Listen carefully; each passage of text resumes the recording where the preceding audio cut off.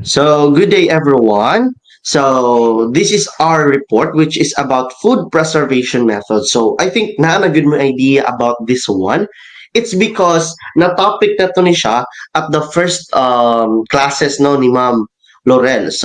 It is very easy na lang para sa inyo ha sa pagsabot sa among topic, which is the food preservation methods. And I know also nga na may mga nahibalaan about the preservation methods or food preservation methods. So now, let's proceed to the next slide. Mag-energizer unta mi ganina apan wala lagi na dayon ng amo report. It's because of some problems. So we will skip this one na lang, okay? So let's continue. This is what is food preservation. So what is food preservation, by the way? So, kabalo na mo, ang food preservation, it is the process of preparing food for future consumption. Okay? So, it also treating it also in such a way to stop considerably a slowdown in decomposition and prevent foodborne illness or spoilage while keeping nutritional content, texture, and flavor. So, food preservation, so it is a process sa prepare sa food sa for future consumption and also ma-preserve siya in a way nga naagya po ng uban nutritional content, texture, and flavor. Okay, so now we will go on to the next slide, which is the two types of food preservation methods. So very easy. So the first one is traditional method, okay, which is used by older people or until now na gina-practice gyapon na to siya. Some of the things nga naa sa traditional methods is gina-apply gyapon siya until now. Okay? Next is the industrial modern method, which is for mass production na siya or pinaspasay nga kanang pag-process sa food, which is dili na kailangan og pila ka days para mahuman ang isa ka method or food preservation. Okay? See two traditional methods. So we have here 12 kinds of traditional method, and let's discuss first what is drying. So drying, otherwise known as dehydrating. So it is a method of food preservation that removes enough moisture from the food so bacteria, yeast, and molds cannot grow. So when we say drying, only siya ang kanang ginabulat good siya sa init. So for example, ani is kanang mga bulat. So advantage kay ni siya ng food preservation because it is the oldest way, and until now ginagamit lang Japon siya because dili kay siya gasto manggod. But there is disadvantage of this method because whether manggod ato ang ginasaligan, ang init manggod tong ginasaligan. So like for example karon climate change naman, dili kay nato like maulan ra siya kalit, tapos init na po, tapos maulan na po. So mao na siya ang disadvantage ani kay if maulanan ang for example ang bulat, if maulanan siya tapos mainitan na sa, di ba diraan naman na siya diraan na mag-grow ang mga molds or mga bacterias nga kanang nga atong ginalikayan. Next we have cooling. So it is a process used to reduce the temperature of food from one processing temperature to another or to require storage temperature. So chilling is a process technique in which the temperature of a food is reduced and kept in temperature between -1 to 8 degrees Celsius. So cooling methods or cooling food preservation method, gina-prevent niya ang growth sa microorganisms. So by cooling the food, we can preserve the food and also we can avoid spoilage easily. And now, naman dyan tanan ka ng disadvantages, no? So, ang disadvantages ng cooling is loss of essential nutrients. Also, there is some loss of colors, flavors, and textures. Because the more nga magdugay ko cool ang food, so it loses the nutrients. So, lahi ra jud siya if kanang fresh and gikan siya sa cooling methods. Lahi ra jud siya because ang fresh manggod, wala pa na kaniyang nutrients, wala pa na bawasan.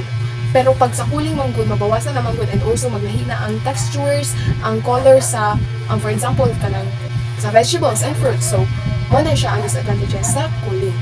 Next, we have freezing.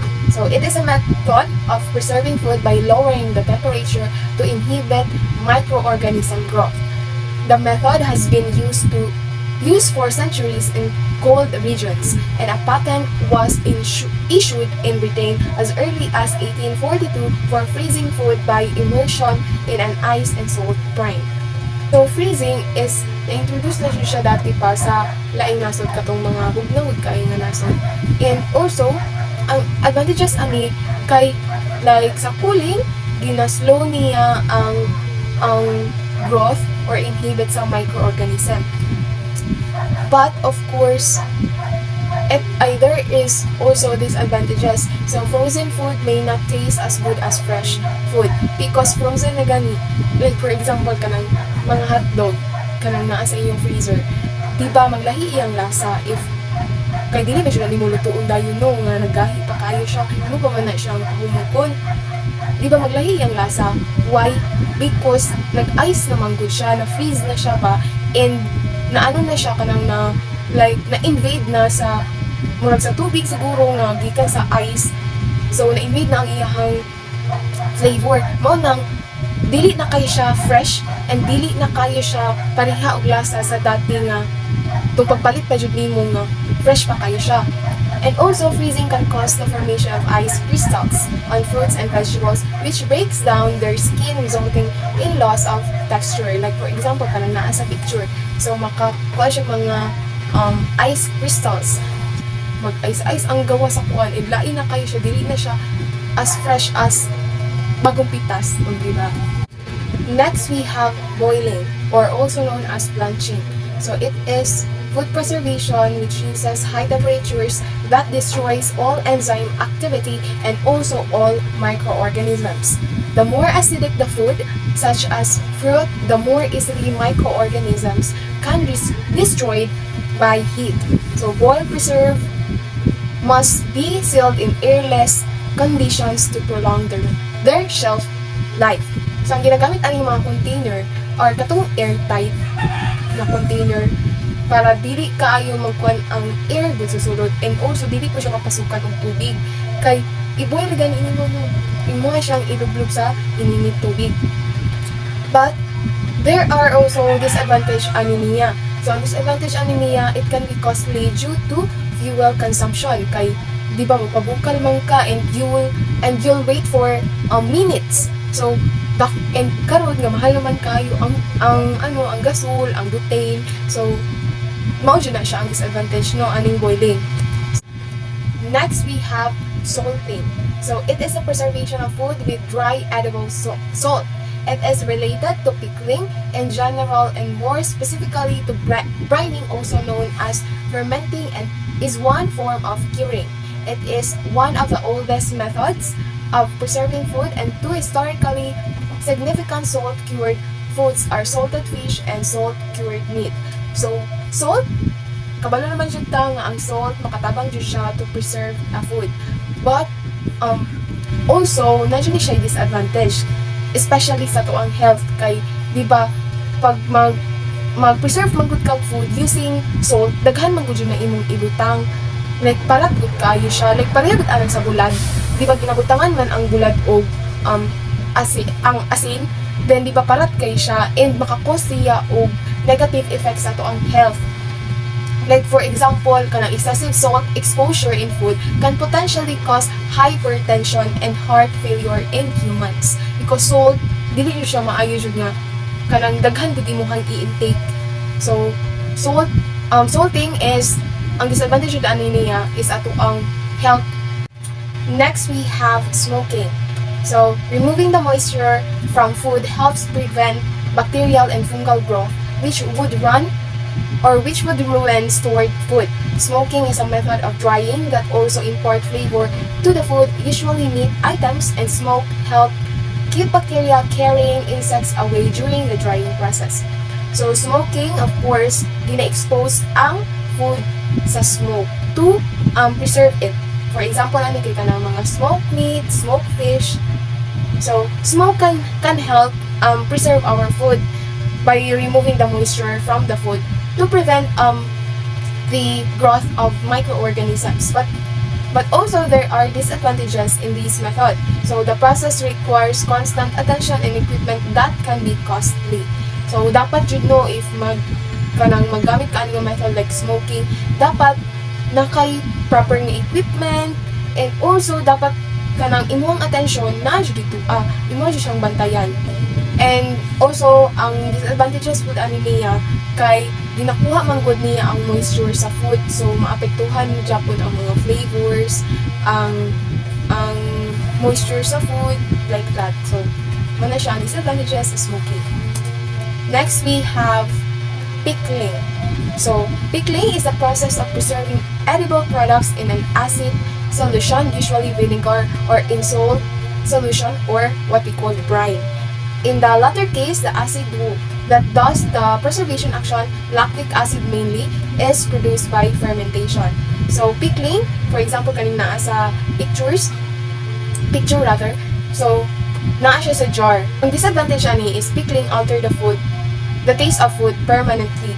Like, dati, grade 9 ko, way back in grade 9, na ay nag-contest sa among school, and one of my classmates, kay siya ang kanang contestant.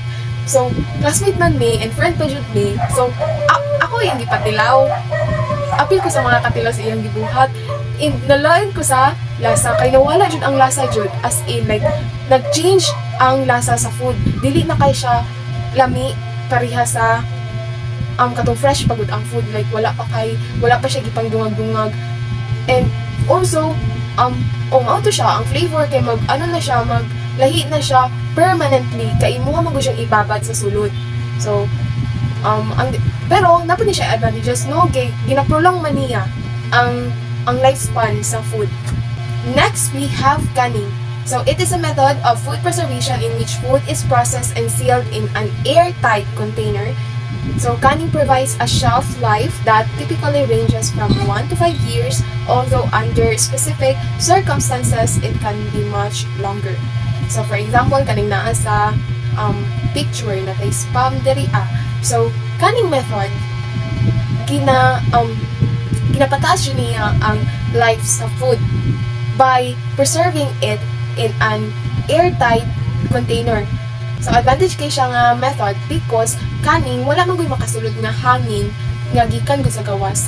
Kay mao man gud na siya ang makakos nga madaot ang atoang food because of the air around us. Kay dili man gud siya limpyo jud ang naa sa atong ang air nga naa sa atong palibot, kay daghan mo gud di ba na kay pollution gikan sa mga cars, sa factories. So dili jud siya healthy. So through canning, mas ma-preserve pa na to ang food for a long period of time. But also, napuni siya disadvantages. So, food when canned has a lower nutritional value than fresh food does. Canned fruits and vegetables have 65% fewer vitamins and minerals than freshly picked ripe fruits and vegetables do.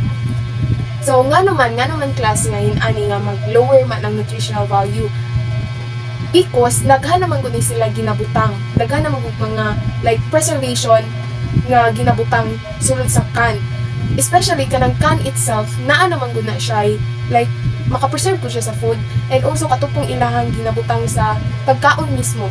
So pag tilawan na nimo ang kuan, dili siya ka mag-expect nga fresh pa siya, same as freshly picked fruits and vegetables, no? Kay daghan naman og mga preservation ang gibutang sa sulod sa can. Next we have curing. Is the addition to meat or of something combination of salt, sugar, and other agents for the purpose of preservation, flavor, and color. So one of the traditional method is the curing. So it is a combination of salt and sugar and other mga kuan pa dira nga makapreserve siya sa food. So curing, ang advantage niya, mag-last long pa ang food because naman good siya, ang ginagamitan mo siya sugar and salt. So, as we all know, sugar and salt helps our food to have a long span of life and it is also helpful for our food preservation for our future consumption. So, napoy disadvantages ang curing. So, ang main disadvantage ani is that people suffering from hypertension or other heart ailments cannot eat cured food items because of the high salt content, and one should be very careful of adding salt to a dish. Else, the dish can end up tasting like a bag of salt as the meat already has more than enough salt for curing. So, kay sa curing manggod, mag-add manggod ka og salt. So, ang salt content nga na dito mas managhan siya. So, maging parat na kay siya no, and also, dili na siya maayo for our health. Next, we have sugar preservation. Sugaring is a process of desiccating a food by first dehydrating it, then packing it with pure sugar. So, this sugar can be crystalline in the form of table or raw sugar, or it can be dense liquid saturated with sugar such as honey. So, sugar preservation, with the use of sugar itself, makapreserve jud ta og food. Like for example, kana kung nasa mga pasalubong, like parihaan ang dira sa Davnor, na may pasalubong center dira ano. So, most of their products kay nagagamit siya sugar preservation kay mga tamis mo ang naadira ang uban nga baligya nila. So, dugay jud kaayo siya madaot, like as in dugay jud kaayo siya because it creates osmotic effect. So, it means that ang sugar nag-absorb siya og water which reduces water activity. But also, there are disadvantages of sugar preservation.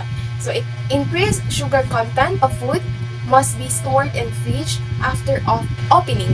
Sugar itself attracts moisture, which can lead to the attraction of native yeast and cause fermentation. So, dapat yun ato siyang i-store og tarong para dili po siya madaot tayo. Next, we have jogging. As preserving meat by steeping it in an earthenware jug or casserole. Brine or wine is used to stow meat in and sometimes the animal's blood. So, for example, kaya sa picture, dati nakita dyan ko ginani diri sa ang lugar. So, mo dito ang ginagamit di ay nila to preserve a food because dili pagod kayo siya masudlan og hangin. Kay, of course, the material itself, it is earthenware jug. So, lisod kayo siya kuptan og hangin. Lisod kayo siya sudlan og hangin. So, makapreserve yung kag food dito using, you can use brine solution or katong salt and also wine. And lastly, we have boreal. Boreal food preservation is when you bury your food below the frost line in the ground. Very little light and oxygen can reach the food beneath the ground. The cooler temperatures and soil's pH level preserves the food as well. So for example, sa boreal kay itlog maalat. Diba? So boreal, dili ni siyang kanang taong ginalubong ang pagkaon ang ato ang ilubong. So boreal method.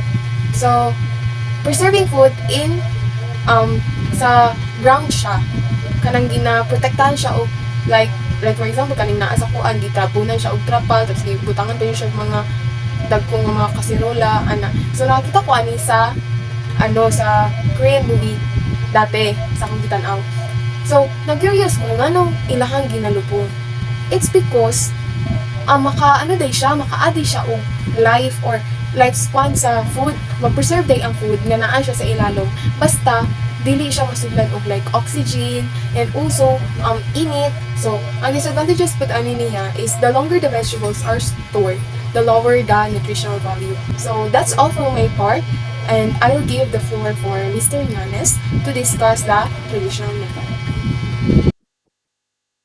Okay, so now we will continue. So we have here the industrial modern methods. So in this industrial modern methods, naatay 10 kabuok, no? So first is pasteurization. Second is vacuum packing. Third is irradiation.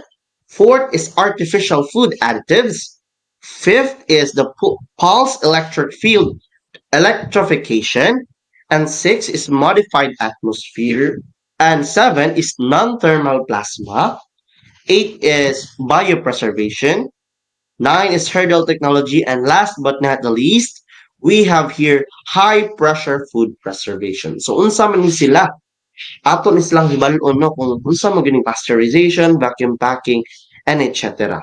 So now, let's proceed to the first one, which is the pasteurization. So I think pasteurization is a very common na gid siya, or what we will say is mao siya kasagaran nato mahibal about food preservation in a modern way. Okay? So the topic na po nato ni siya, but I will dig deeper pa. Okay? So it is a food processing method where a mild heat treatment is applied to a food to kill harmful bacteria. For example, 100 degrees Celsius ang temperature ato nga boiling water or below.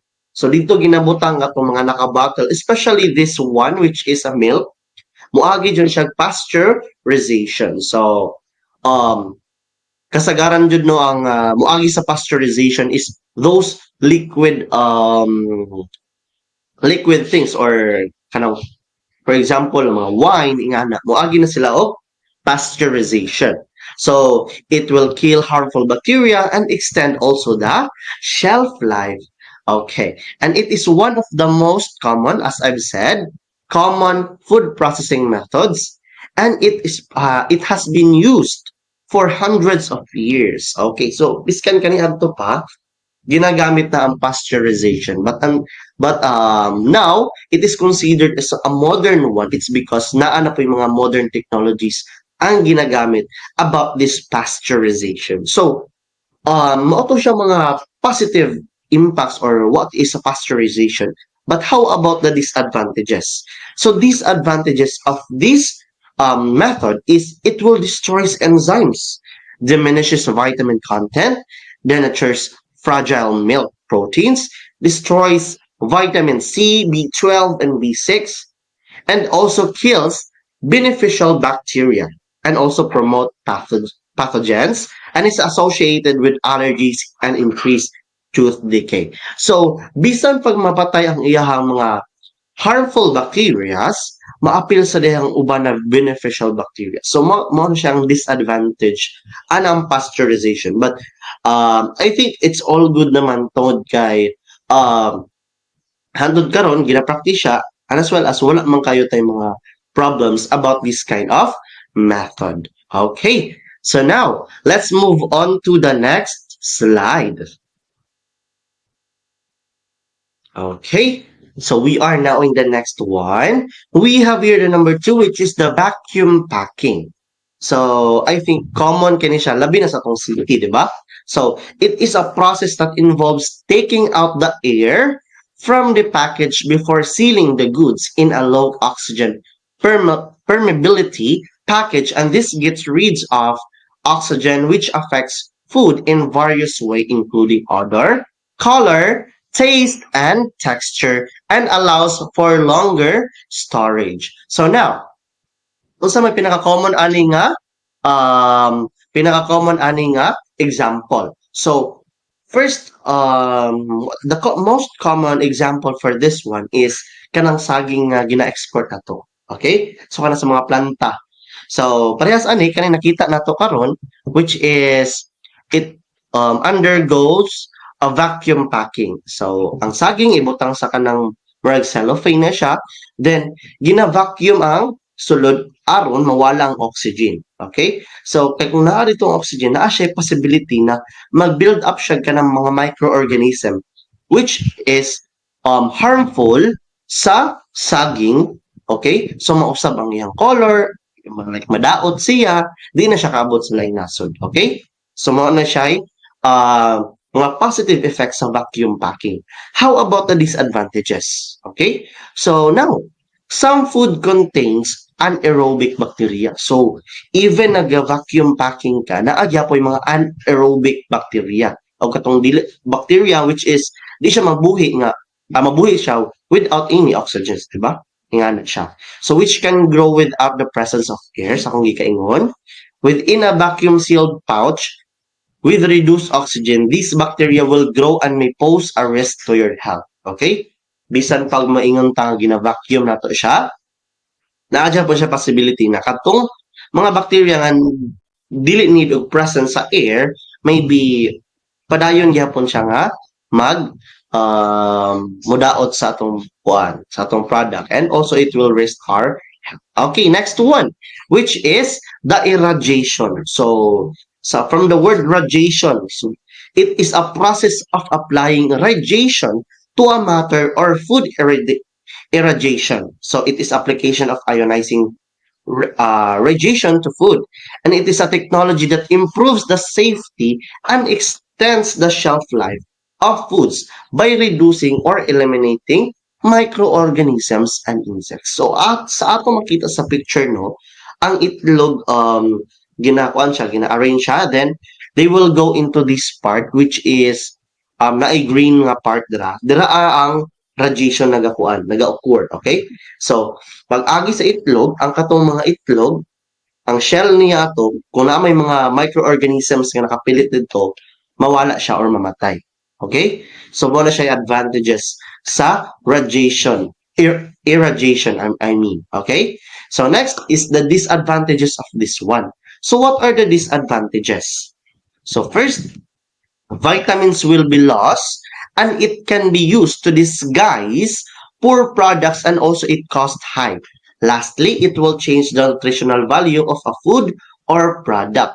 So, na possibility nga ang mga vitamins na present dito will be lost. Okay? So, and it can be used to disguise poor products. So, even nindot ka siya ang gawas or makaingon ka na kana hamis kaayo ang ihang product but inside wa ka balo daot dito siya, okay, ingana na siya. So next we have here the artificial food additives. Very common usab ni ang artificial food additives nga naman. So it is a chemical substances that get added to food during the manufacturing process. So in food industry, they are used to extend the shelf life and preserve quality characteristics during transport and commercialization. For example, makita niyo sa picture, ang apple, gibot nga og ang mga artificial food additives, which is maghatag siya very good taste and also basin maghatag siya nindot na color. So mao na siya advantages sa artificial food additives, okay? Para transport I mean, tindot siya color, dili siya dali madaot, ang iyang lasa maurag hapon or magpadagdag paglasa. Daghan kayo mga food sa market na niagi og artificial food additives or ginabutangan og artificial food additives to extend the shelf life and the quality or the physical appearance of the product. So, now, what are the disadvantages of these artificial food additives? First, it may be associated with a higher risk of certain types of cancer. So maybe makahatag daw cancer katong mga food additives or artificial food additives which is na ginagibutang sa isa ka product. Okay? So may possibility na magka-cancer ta.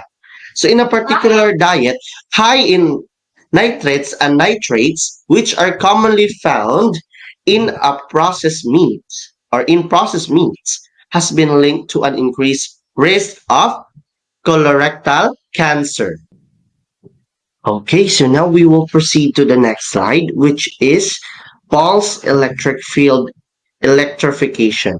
So this PEF or pulse electric field electrification, it is a technology, is a non-thermal food preservation method that involves the use of short electricity pulses for microbial inactivation, while imposing minimal detrimental influence on food quality. So this technology has the major advantage to provide high quality foods to the consumer. Okay, so murag ang ginagamit niya dire is electricity which is ginaigo siya sa product aron mga microbacteria or microorganisms na present ato nga food is ma-eliminate, okay, through that kind of electric field electrification. Okay? So, so makita nato, this is, like, mo siya ang mga products nga nagaagi din ha, then, after diri sa may tumoy, na ay kanang kuryente nga nagaigo nila. Okay? So, next is the disadvantages of pulse electric field electrification. So, unsa may mga disadvantages? Some of the most important current technical drawbacks or limitations of the PEF technology are high initial cost, okay? No effect on enzymes and spores. PEF alone only suitable for liquid particles in liquids and products of electrolysis maybe adversely affect food, energy, efficiency, not yet certain. Okay, so now let's move on to the next one, which is the modified atmosphere. So what is a modified atmosphere? So the practice of manipulating the atmosphere inside the packaging containing perishable foods. For example, beef, mga pork, chicken, and fish. So the goal of the process is to increase the shelf life of the product contained within. MAP improves the shelf life and freshness of many foods. So makita nato sa mga malls ang iani nga mga products no, which is naka-seal jud siya. So naka-seal jud ang iyahang kanang pareha ng mga karne ing ana good, then it manipulates the atmosphere inside the packaging, which is ang iyang temperature is same lang to preserve that kind of food. Okay, so dili masudhan og mga microorganisms or bacterias. Okay, so that's why gina-seal siya o gina-modify ang atmosphere sa sulod sa packaging para ma-preserve ang foods. So what are the disadvantages? The disadvantages of MAP packaging include limits the growth of spoilage microbes. It does not slow the growth of some harmful bacteria. So even for example, masudlan siya og kanang bacterias, paspas ang iyang pag-grow, no? Paspas siya kay kung nakita to, it does not slow man. Okay? So, the growth of some harmful bacteria. So, paspas ang pagkatag sa bacteria. Especially, nga ang atong product is like mga, what do we call this one? Perishable foods, which is the beef, pork, chicken, and fish. Diba? So, kanang andud kay siya. It does not, next is, MAP is usually used in conjunction with other preservation techniques such as refrigeration. So, mo na siya ang modified atmosphere, ang iyang advantages o ang iyang disadvantages. Okay, so next one is the non-thermal plasma. So what is this non-thermal plasma? It is an emerging tool for sterilization of food in order to preserve. So it is based on the generation of highly reactive species like ions, free radicals, and photons to inactive for foodborne pathogens. So this kind of modern technology or method is highly reactive siya sa species like ions, free radicals, and photons to inactive those for foodborne pathogens that can cause foodborne illnesses. So what are the disadvantages? So the significant drawback of this method is that because use the plasma effect is a surface phenomena, it cannot be used to inactive endogenous enzymes that are present in the entire fruits in their natural state. The use of direct plasma also has the unfavorable effect for making fruits less solid. Okay, so now let's move on to the biopreservation. Okay, so this one, it is the biopreservations.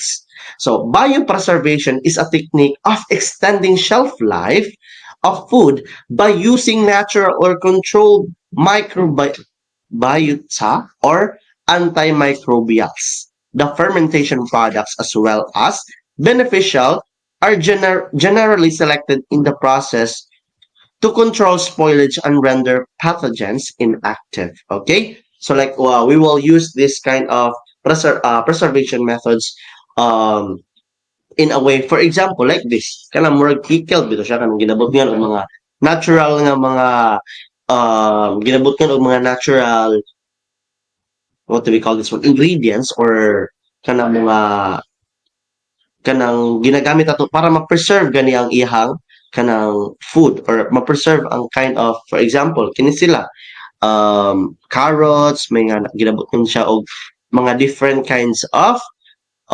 things which is helpful also. So now like for example mga suka may nga na good, so ginabutang na siya dito, and also controlled microbiota or antimicrobials to help extend the shelf life of the food. So unsay mga disadvantages? This hydrophobic nature, although they are relatively small molecules, and so they can easily diffuse into water phase of food products. The specific environment of the food, the poor solubility, sensitivity to food enzymes, the negative impact of high levels of salt, or other added ingredients that affect the production or activity of bacteriocin. So, kato mga gina-add na to, which is the mga suka, mga asin, nga ginagamit sa biopreservation, it is maghatag siyang negative impact also if it is naa siya sa high level of salting or kanang ginabot ng vinegar, okay? So makadaot na siya sa tuang lawas also if masobraan siya o dili nimo siya makontrol. Okay? So we have here the hurdle technology. So what is a hurdle technology?